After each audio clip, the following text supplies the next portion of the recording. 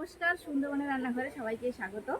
আজকে চলে এসেছি পার্শে মাছের একটা ভিন্ন স্বাদের রেসিপি নিয়ে। তোমরা দেখতে থাকো কিভাবে রেসিপিটা করি। এখানে আমি কয়েকটা উপকরণ নিয়ে নিয়েছি: পোস্ত, টমেটো কুচি, পেঁয়াজ কুচি, সর্ষে, জিরে আর কয়েকটি কাজু বাদাম একসাথে পেস্ট করে নেব। নুন হলুদটা খুব সুন্দর করে মাছের উপর মাখিয়ে নেব। সরিষার তেল দিয়ে দেবো। মাছগুলো ভেজে নেব।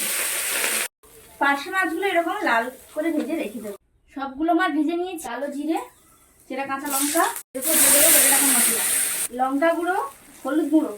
মশলাটা এরকম ভাজা হয়ে গেছে আর মশলা থেকেও তেল ছেড়ে গেছে। এই রকম অবস্থায় জল দেবো। গ্রেভিটা ফুটে উঠেছে, এই অবস্থায় মাছগুলো দিয়ে দেবো। গ্রেভির ওপর লবণগুলো দিয়ে দেবো।